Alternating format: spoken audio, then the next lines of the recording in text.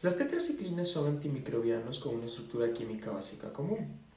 Consisten en un núcleo central tetracíclico con diferentes radicales.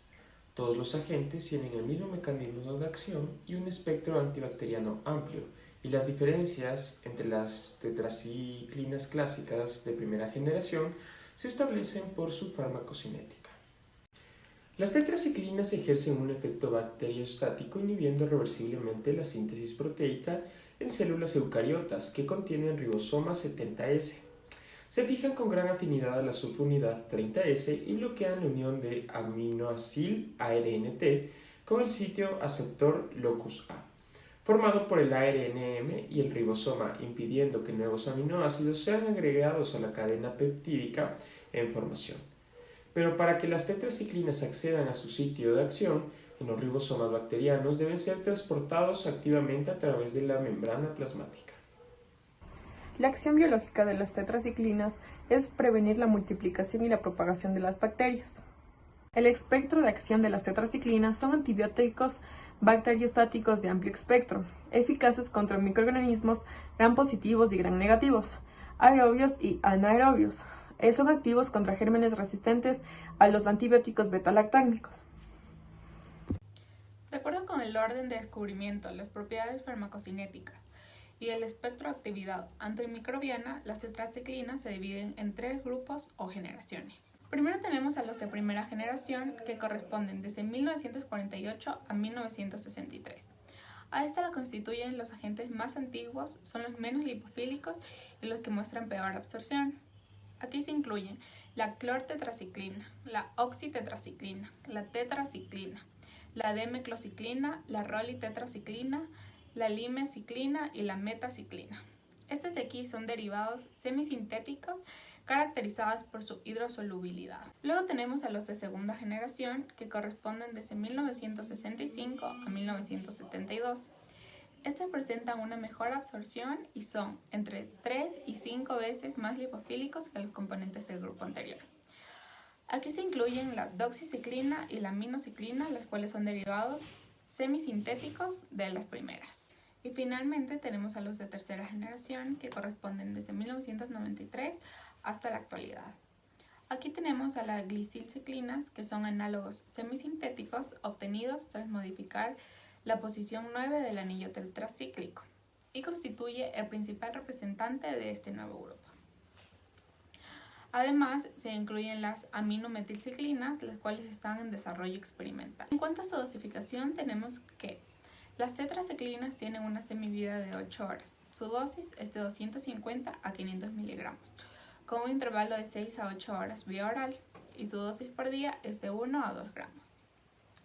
Luego tenemos a la oxitetraciclina. Esta de aquí tiene una semivida de 9 horas. Su dosis es de 250 a 500 miligramos, con un intervalo de 6 a 8 horas, vía oral o intravenosa, y su dosis por día es de 1 a 2 gramos. Luego tenemos a la minociclina. Esta de aquí tiene una semivida de 16 a 18 horas, y su dosis es de 50 a 100 miligramos, con un intervalo de 12 horas, vía oral o intravenosa, y su dosis por día es de 100 a 200 miligramos. Luego tenemos a la doxiciclina. Esta de aquí tiene una semivida de 18 a 20 horas. Su dosis es de 50 a 100 miligramos con un intervalo de 12 a 24 horas vía oral o intravenosa. Su dosis por día es de 100 a 200 miligramos. Finalmente tenemos a la tigeciclina, que tiene una semivida de 30 a 40 horas. Su dosis es de 50 miligramos con un intervalo de 12 horas vía intravenosa, y su dosis por día es de 100 miligramos. La tetraciclina se usa para tratar infecciones causadas por bacterias, incluidas la neumonía y otras infecciones del tracto respiratorio. Algunas infecciones de la piel, de los ojos, del sistema linfático, del aparato digestivo, del aparato reproductor, del sistema urinario y de algunas otras infecciones que se propagan a través de garrapatas, piojos, ácaros y animales infectados. También se usa con otros medicamentos para tratar el acné y para tratar las plagas y la turalemia. Sin embargo, se puede utilizar en los pacientes que no pueden ser tratados con penicilina para tratar determinados tipos de intoxicación por alimentos. Funciona al prevenir la multiplicación y propagación de las bacterias. Se puede tomar en niños mayores a 8 años, adolescentes y adultos. Contraindicaciones. Está contraindicado en casos de hipersensibilidad a las tetraciclinas o cualquier componente de la fórmula. Niños menores de 8 años, la administración de tetraciclinas durante el desarrollo dentario puede ocasionar manchas permanentes de las piezas, hipoplasia del esmalte, así como retardo del desarrollo esquelético y el crecimiento óseo. El riesgo es mayor en niños menores de 4 años y en aquellos que reciben dosis altas. Interacciones farmacológicas. Antiácidos que contienen calcio, magnesio, aluminio, hierro, aminoácidos, zinc, antidiarreicos que contienen caolín, pectino o bismuto disminuyen la absorción de tetraciclina. La isotretinoína, su administración concomitante se relaciona con casos de pseudotumor cerebral. Con la warfarina aumenta la acción de anticoagulantes. Se debe reducir la dosis. No se debe asociar con fármacos hepatotóxicos o nefrotóxicos. El metoxifluorano aumenta el riesgo de efectos nefrotóxicos. Antibióticos bactericidas. Con el metotrexato, aumento de su toxicidad al administrar con tetraciclina por desplazamiento de su unión a proteínas transportadoras.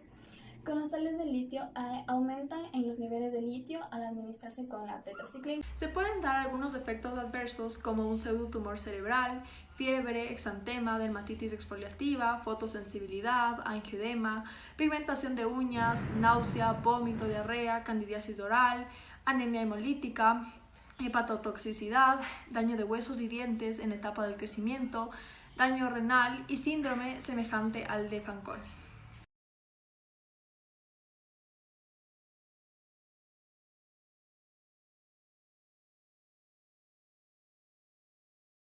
El cloranfenicol es un antibiótico de amplio espectro, con un excelente perfil farmacocinético, pero su uso se ha reducido mucho debido a las graves reacciones adversas que puede producir.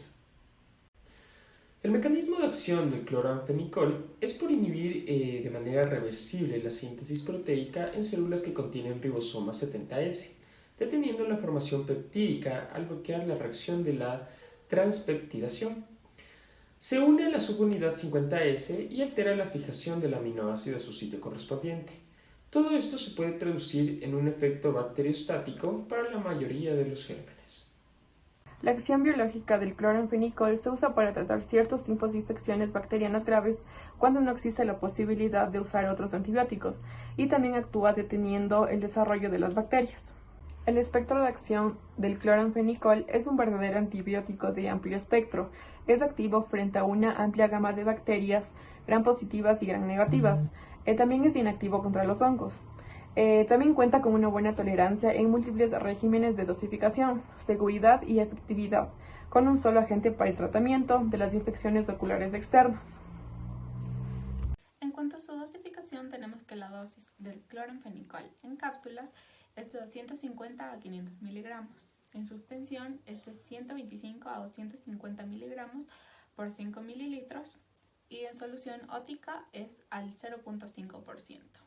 El cloranfenicol está indicado en el tratamiento de fiebre tifoidea y paratifoidea, tosferina, brucelosis, rickettsiosis, infecciones broncopulmonares, infecciones quirúrgicas, tracoma y en algunas infecciones del ojo y de sus anexos. Se puede utilizar en niños, adolescentes y adultos. Está contraindicado en casos de toxicidad o de hipersensibilidad al cloranfenicol, insuficiencia hepática grave, depresión de la médula ósea durante embarazo y lactancia. También está contraindicado en el tratamiento de las infecciones triviales. Acciones farmacológicas. El cloranfenicol inhibe el metabolismo de cloropropamida, fenitoína, fenobarbital, ciclosporina, tacrolimus, anticoagulantes orales, sulfonilurias y voriconazol. Por tanto, aumentan los niveles en sangre o aumentan sus efectos. Esto puede llevar a modificar el tratamiento. El cloranfenicol puede disminuir el efecto terapéutico de la vitamina B12 y modificar la respuesta sanguínea. El fenobarbital y la rifampicina pueden disminuir los efectos del cloranfenicol. La fenitoína también puede disminuir los niveles del cloranfenicol sanguíneo. Los niveles de hierro sérico se incrementan al administrar el cloranfenicol. El paracetamol puede aumentar, disminuir o dejar inalteradas las concentraciones séricas del cloranfenicol. Inhibe acción bactericida de penicilinas y cefalosporinas. Puede disminuir la absorción intestinal de la vitamina B12 podría ser necesario aumentar la ingesta dietética de la riboflavina, piridoxina y vitamina B12.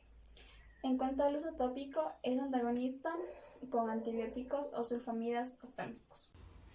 Sus efectos adversos pueden ser glositis, estomatitis y reacciones neurotóxicas. Se han reportado algunos casos de cefalea, depresión emocional leve, confusión mental, delirio, neuritis óptica y periférica.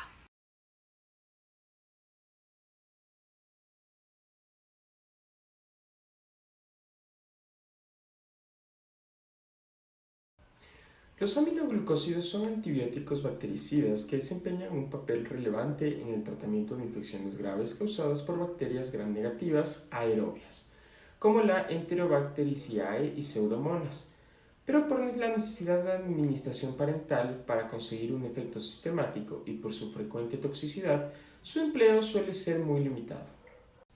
En las bacterias gram negativas, los aminoglucósidos atraviesan la membrana externa mediante mecanismos no dependientes de energía y acceden al espacio periplasmático. Desde aquí alcanzan al interior bacteriano atravesando la membrana citoplásmica mediante mecanismos de transporte dependientes de energía que no se producen en condiciones anaerobias. En el citoplasma bacteriano, los aminoglucósidos se unen a los ribosomas bacterianos en la subunidad 30S. Algunos también se pueden unir en la 50S e interfieren en la síntesis proteica bacteriana al alterar la lectura del ARN. La acción biológica de los aminoglucósidos detienen el crecimiento bacteriano actuando sobre sus ribosomas y provoca la producción de proteínas anómalas.